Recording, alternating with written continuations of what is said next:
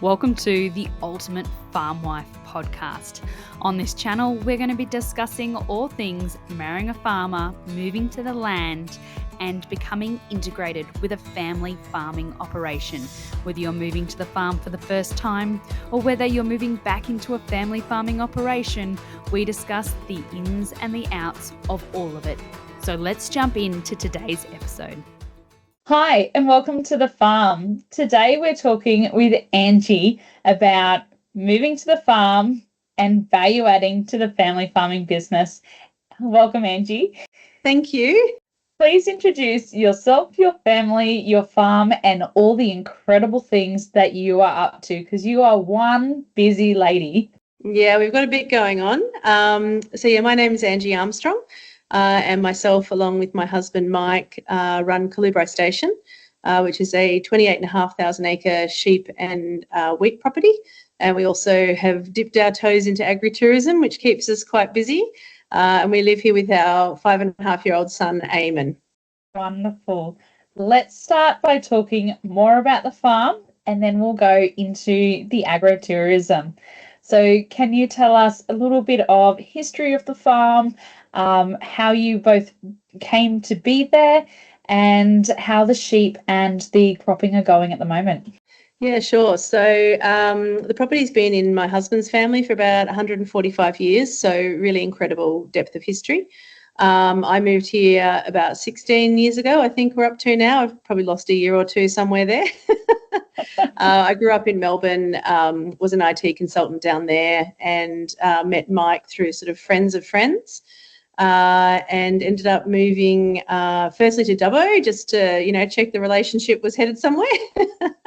And then ended up coming out to Nyngan and have been here ever since. It's been quite the adventure. Yes, absolutely. Tell me about your first impressions of the farm when you first went there, and then did they change from when you then moved to the farm? Yeah, look, I think when you first move to a property like this, it's all a big adventure. And it wasn't until a few years later it sort of sank in that I was probably going to stay.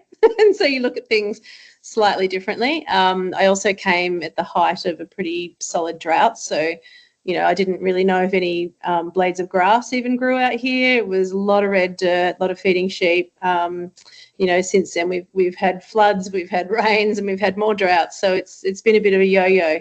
But yeah, certainly, I guess the first things I was quite shocked about is just the expanse and how flat it was. I grew up in the Yarra Valley, which is sort of rolling green hills and vineyards, so quite different country. I'd seen a lot of country Victoria, but not so much of inland Australia and inland New South Wales. Just the vastness of the properties out here, and it can be quite a harsh country to live in, but it's certainly the red dirt does get under your skin in more ways than one. Yeah, absolutely. And it gets everywhere. It does. Mine. You just have to embrace it. Yes. Angie, has your role changed on the farm to when you first moved there to what you are doing now? Yeah, look, when I first moved up this way, as I say, my background was in IT consulting, computer programming and databases. Not a lot of that work out this way. So I worked for a little while for Landmark in Dubbo and trained some of their staff in their IT systems, but that involved a huge number of kilometres across the state and was quite exhausting. And then I'd come another 2 hours out to Nyngan every weekend. I worked for council for a short period. And then I sort of really discovered my love of cooking. I discovered that a while ago, but I started to realise that maybe there was a business in it. So I thought I'd sort of dip my toe into some catering, and that quickly took off. So I ended up running a cafe in town for 5 years and a mobile catering business. We catered weddings all over the state, in the middle of paddocks and halls and race courses and everywhere. And I guess I've always been sort of involved in the farm, but certainly the food side of the farm has piqued my interest a lot more, and I'm sort of getting a bit more involved in the marketing side of our wool and things like that as well. So I guess coming from the city, the consumer side has always really interested me, and how we sort of bridge that gap that seems to be getting wider and really start to create a shared understanding between consumers and primary producers. So that's sort of, why I'm sort of on the path that I'm on at the moment. Yes, absolutely. We are about to head into harvest. It sounds like you guys are ready to go as well. What are your top tips and tricks for harvest time, both for the catering side as well as just for making sure that everyone remains calm, safe, and collected? Yeah, look, I think, harvest is a bit of a crazy time of year, and it seems to always catch us off guard. Suddenly it's go time and we're all sort of, jumping in wherever we can, and it's a bit of a juggle. My top tips, I guess, being a caterer, I'm pretty good at cooking big quantities of food. So I've sort of worked out what freezes well and what doesn't. So we have a lot of stuff that's, frozen, ready to go, that can be really easily defrosted and heated by someone at home if I'm on a header. The cryovac machine is one of my best friends. I'd highly recommend having one of those in your kitchen. It's just great. You don't get freezer burn. If they're cryovac properly with no air, they can last, quite a long time. So it's really handy over harvest. And I'm a big fan of lots and lots of snacks in the header because I get very bored very quickly. So it's terrible. I often find myself eating my lunch at about 11 a.m. and then it's a really long time till 8 or 9 at night. And what are your favourite snacks? Oh gosh, I like variety. My husband's more of a sweet tooth, so he will just have all sweet snacks. Whereas, I like all the savoury ones. So as long as I got lots of different variety and I can sort of, change what I feel like snacking on every hour or so, I'm usually okay. Absolutely. So, Angie, do you share a lot of those recipes and snacks on your social page as well? We've started to a bit more. I'm shocking at writing things down. I really should have. I've been catering for 15 years and I've, had a few doozies over the years that I should have learnt from and written down so I didn't do again. But I do a lot of stuff just from memory. So, and I'm a big fan of, tasting things as you go and substituting with what you can get hold of in the supermarket or what's in season. So I'm starting to share a lot more recipes, but really trying to talk to how you can do it without really finite detail as well. So how to balance things just by taste, how to fix if you put too much of something in. So we're starting to share a lot more of that on our website, both on the Cockie's Wife, which is our catering and tourism side of the business, and also Callubri Station. We've also started producing a lot of our own products from, ingredients that we grow on the farm. We've got a market garden. We grow a lot of things from seed. And we also have been doing hydroponics the last couple of winters. So we dehydrate a lot of things. We've been making a lot of, jams and cordials and garnishes and seasonings and things. So, having those things there and then being able to sell them on to people in the community, it makes your meals a bit more interesting but easy at the same time. So not too much prep. Yes, and I love seeing all of those pop up on your socials. And when you're talking about recipes, I get in so much trouble from my husband all the time because I'm not a recipe follower either. I would describe my cooking method as, shelf cooking. I'm going to look at the shelf and in the fridge and see what's there and what needs using and sort of come up with something from there. So I do enjoy the similarity there with what you're trying to do with less specifics and more doing. Yeah, absolutely. And it means you can, use things up that are in the pantry. And we have a bit of a running joke that I'd be shocking on something like MasterChef because I just have too many choices. Yes. I'm much better when there's something that needs using or finishing up, and you have to get a bit creative with that. And it's often where some of the best dishes come from. So, yeah. Yep, absolutely agree with that. And I think that will lead us nicely into the agritourism side that you have jumped into as well, because some of your extra little products that you were just talking about with the dehydrating in your market garden goes into some of the packages that you put towards your accommodation. So tell us about that side. How did it get started? What is it? And how's it going? Yeah, so we started, it must be about 4 years ago now. I was pregnant with our child, Eamon, which is probably the worst time to start a new business, but why not? There was some funding going through Destination New South Wales for farmstay accommodation. I thought I'd, throw my hat in the ring and see what happened. And it was also a really great process just to do the planning and the business plan and the competitor analysis and all that sort of stuff. So we were lucky enough to get some funding through Destination New South Wales, and that really helped us with the complex here. So we've built some accommodation called the Sky Suites, which is in refurbished shipping containers, and it's stacked 3 stories high. Our site is in a flood zone, which is not ideal, but it's the site we've got. So we decided to get creative and go 3 stories high, which really offers some incredible views across the property and really immerses people in their surroundings. And when we first started, we were looking at doing mostly group-based and charter groups. And of course, we launched right at the start of COVID. So that threw a bit of a spanner in the works with all the, regulations around that. But we sort of pivoted over a couple of years and had a lot of domestic guests through for the first couple of years. And then just this year, we've launched the international market, which is really exciting. I think we've got a fair challenge ahead of us in terms of trying to get internationals this far inland. I think there's some really exciting opportunities with agritourism, particularly to the international market and promoting broadacre properties. But it hasn't been done a lot in the past. So we've certainly got our work cut out for us in a marketing sense anyway. And yeah, we've started welcoming guests for sort of more self-contained stays as well. So really catering to the domestic market and also locals that just want to have a luxury stay and a nice grazing board by the pool and don't particularly want to go and see our farm. So we sort of offer 2 different packages, one that's sort of fully hosted, for people that aren't from the area, and one that's more just sort of, an escape and a nice stay. Absolutely love that pivot and love the range that what you're doing there. I will definitely be sharing a lot of the images of everything you're doing on our socials when I release this episode as well, because it's just absolutely incredible and multi-layered, and you've done a really great job at describing what it is that you're up to there as well.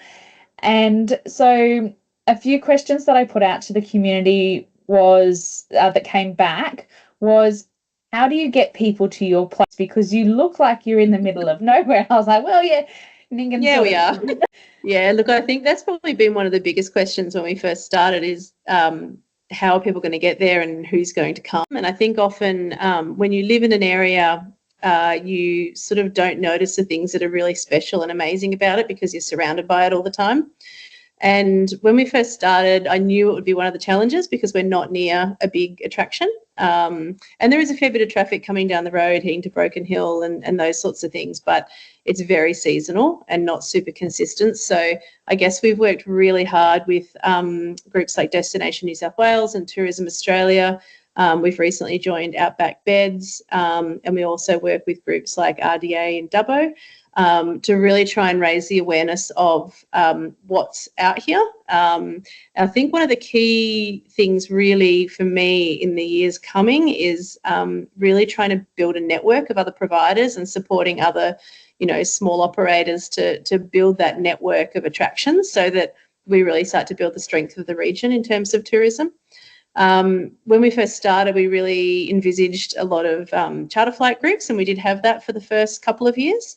Of course, post-COVID, everyone zipped off to Europe and Bali and everywhere else. So, there's been a real lull lately, which is why we've started focusing more on our road-based groups. And I think that's probably one of the things that's really important when you're first delving into something like agritourism, particularly in an area that's not really well known, is that you do have to be multifaceted. You do have to offer a few different options, which can be frustrating because you stretch yourself a bit thinner.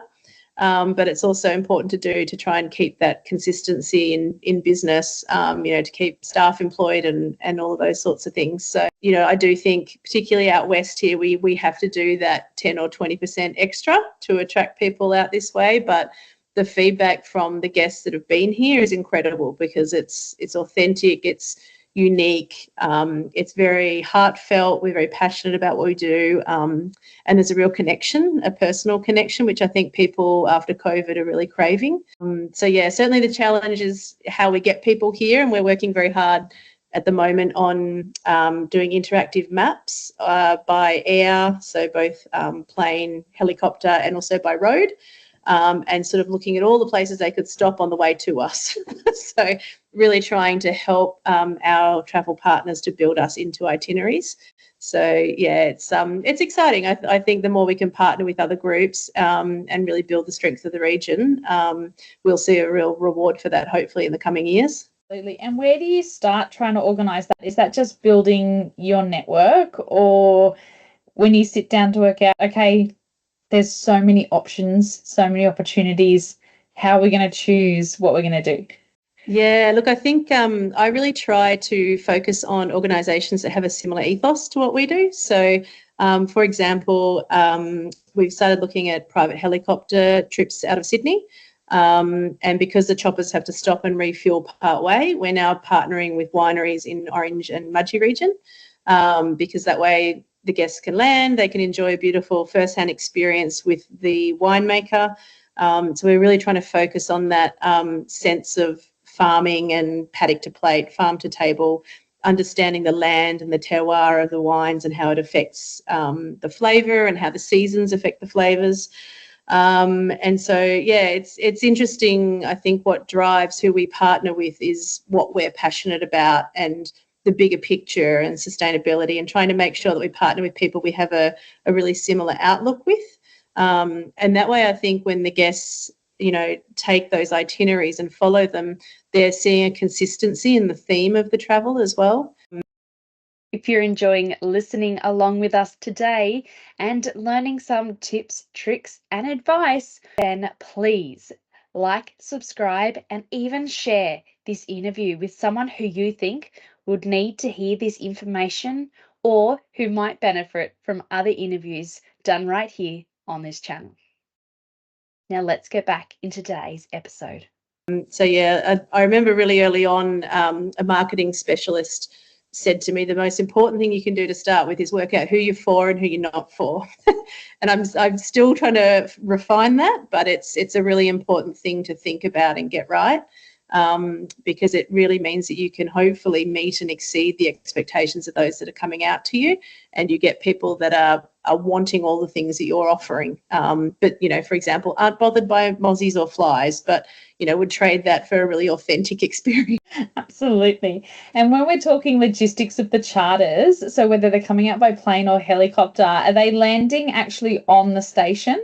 Yes, we just had our first private chopper landing, which was pretty exciting, very cool. The choppers can land direct on the property, which is amazing, and part of the reason we've started pursuing that market. We've had our fair challenges with access by road, with floods and everything else.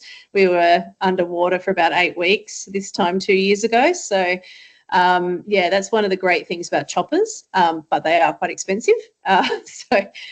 Planes, we're in the process of applying to put in an airstrip. So eventually we will land planes directly on the property. To date, we've been using a neighbour's airstrip, and also the 2 local airstrips in Tottenham and Nyngan, and then we provide private transfers from there.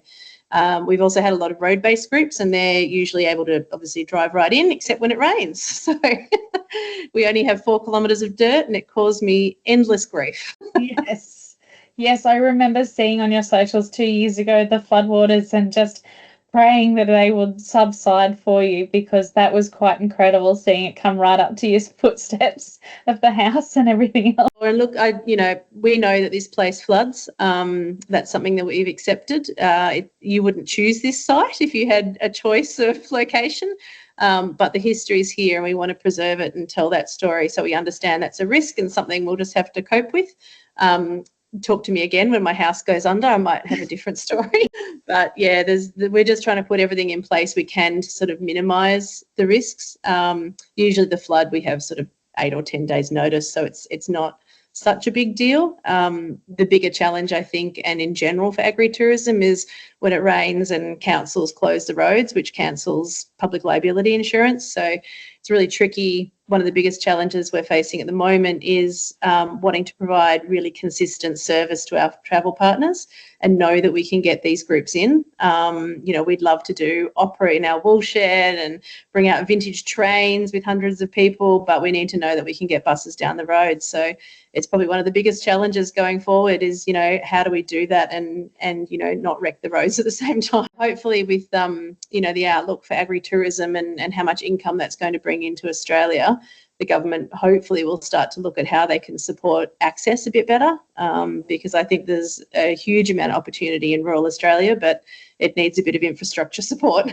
Yeah, absolutely agree with that. And while you've brought up the wool shed, that's been another incredible project that you have been working on for at least the last 12 months, isn't it? So would you like to tell everyone a little bit more about that project and what it'll bring to the farm as well?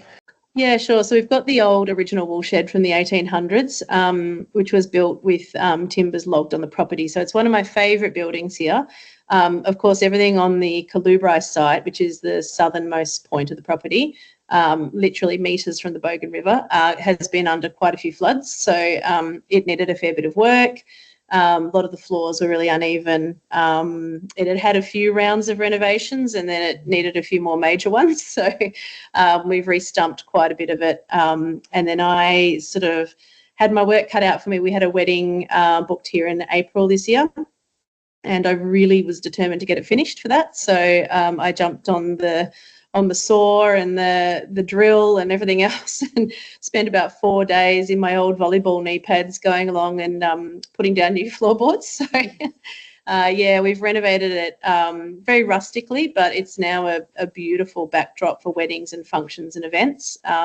So we can sort of, host the event out the front, and then everyone wanders through the old timbers with a glass of bubbles and canapes and music playing, and it's a really beautiful space, and shows a lot of the pioneering history of the area, which is lovely. And then we've also got our shearers' quarters, which we did up a year or two before that, and that's our function space. So that seats up to about 80 indoors and up to about 150 for cocktail functions.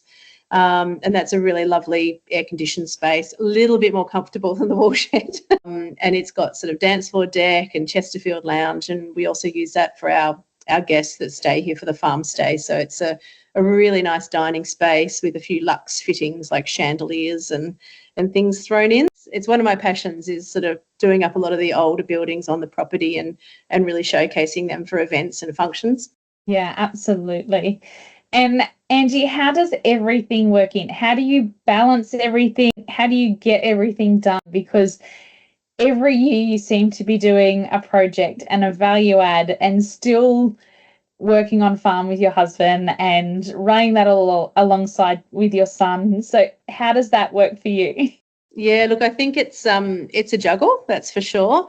And I think the moment you accept that it's going to be a juggle, you've made a big step forward already. I remember in my very early days as a graduate IT consultant, one of my managers said to me, Angie, you really need to make to-do lists. And I have to laugh because I must have about 21 on the go at the moment. So, I think out here you've got to be really organised, not get overwhelmed by how much there is to do, because that's very easy to sort of look at it and go, oh, there's just too much, where do I start?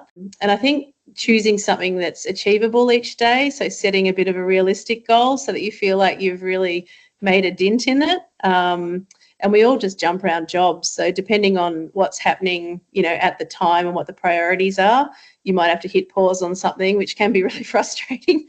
But yeah, hopefully sort of, at the other end, you get a bit of a hand with one of your projects. So my husband laughs because I'm a bit of a squirrel, and I sort of find things over years and buy them and put them in sheds. And it's a bit of a running joke because Mike's grandfather was a bit of a collector as well. But I keep saying to him, there's purpose in my collection. So every time we go to do a new building or a new furnish something or renovate something, I've actually usually got 90% of what I need ready to go because I've planned that far ahead. But I think when you live remotely, you do that, because if you suddenly have half a day free, you can't just zip down to Bunnings. So yeah, it's definitely about having the priority list and the tools and materials ready to go. And then my lists are really divided into depending on who's helping me. So I've got a list for when my husband's round. I've got a list for when Dad comes up. I've got a list for myself and the au pair, and we kind of jump into doing most of the stuff around the house ourselves. So yeah, just being ready for when you have help. Yeah, absolutely. I really agree with that. Being ready for when help comes, and also being willing to ask or set up that help initially as well is really important. Absolutely. And there's a couple of there's a couple of great websites on Facebook and groups that you can join where, we've had grey nomads come out and help us for a while in exchange for sort of food and camping and sort of being aware of where that help can come from too. You've got to sort of branch out and think a little bit more broadly in terms of it's not usually just bringing someone in and employing them, because there's not often a lot of budget for those kind of things, these passion projects. So yeah, just really being aware of, where you can source people from. And we've done a lot of skills swaps. So we'll have people come and build things or do photography or videography or, painting and things, and we'll swap for, food and catering and accommodation and experiences. So yeah, you do have to think a little bit outside the box sometimes. Yeah, absolutely. Angie, I'm mindful that you do need to go and get on a harvester in a minute. So one of the biggest questions that I do love to ask is, what was your biggest hurdle on farm and how did you overcome that? Oh, there's been a few. We've had stinky mouse plagues, we've had floods, we've had droughts. Ironically, those things I tend to cope with okay because they're well out of my control. Yeah. I think probably the biggest challenge I found, particularly as a woman coming out here, was really finding my place and my passion. When I first came out here, I was very wary of not wanting to be Mike's wife and that's it. And just for me, I needed something that I was passionate about and that would drive me. And in a remote area, that can be a bit trickier. There's not, as many ways to, entertain yourself and define yourself. You have to be a little bit more creative often. So I think I just never said no to an open door, noticed what I enjoyed, started to think how that might fit with what we were already doing and where my skill sets already lay. And then it was a slow process. It probably took 10 years before I really felt like I was on a path that, I was passionate about and I could see a future in. So that was probably the most challenging thing I've found on farm. It's not so much the day-to-day environment because there's not a lot you can do about that and it's outside your control. It was more, the things that I could control and finding, a path for myself that I knew I'd be happy with. So that's been quite tricky and it's been a very long, slow process and I don't think I'm probably alone in that path. No, definitely not alone. There is a huge component of the Ultimate Farm Wife community who is there with you or who is still trying to get to that point to find their passion, to find their place. So what advice would you give them? They've married their farmer, they've moved to the land. What's your advice for them? Oh, I think don't be afraid to try things. Like you really learn more from your mistakes than you do your successes, which is ironic, but you've got to be prepared for a few failures. And just, when you don't quite hit the mark, go, okay, what didn't I enjoy about it? Why didn't it work? And sometimes that can actually guide you towards your end goal more accurately than sitting down and trying to work out, ultimately where you want to be, because it can be a bit overwhelming. So, don't be afraid to dip your toe in and just try something small. And often if it's the right thing, it'll grow. You might end up running 10 million things like me. So I don't know if that's good or bad advice, but, it's certainly no one starts out thinking we're going to build a huge wedding venue and accommodation and all of this sort of stuff. It does just kind of snowball a little, but, in a good way. Don't be afraid to just start and wherever you can support other women or other partners coming into a farm marriage, because it can be quite daunting and quite isolating. The more we can support each other, the better the region's going to be. And there's some incredible, skills and backgrounds that come into farming families. But it is often quite tricky to find, how to apply those skills in a totally different setting. So, the more we can talk and share and support and network and promote each other's businesses, that's really, really important. Yeah, I absolutely agree with that 100%. There is so many talents and skills that are in our region and coming into our region, and we need to find where that fits, and we need to encourage that and support that as well, in whether it's our neighbours or our further community. Absolutely, 100% agree. Angie, thank you so much for coming on the podcast today and talking about marrying your farmer, moving to your land, and the amazing projects that you are up to. You are an absolute true inspiration, and I look forward to the community being able to hear your words and take away some tips, tricks, and advice that they can use on their farms. So thank you so much. Just a reminder that Katja Williams, the ultimate farm wife, is also a Tupperware consultant. Use the link in the show notes to make sure that you're supporting the Ultimate Farm Wife podcast and channel. Whether you are looking for unique pieces for your kitchen, replacement items, or whether you are looking for something suitable to taking food and lunches down the paddock, not only in our current busy season, but also to barbecues, parties, or if you're looking for Christmas gifts, this is the ideal link for you. Thank you very much for joining us in this episode, and we look forward to seeing you in another one.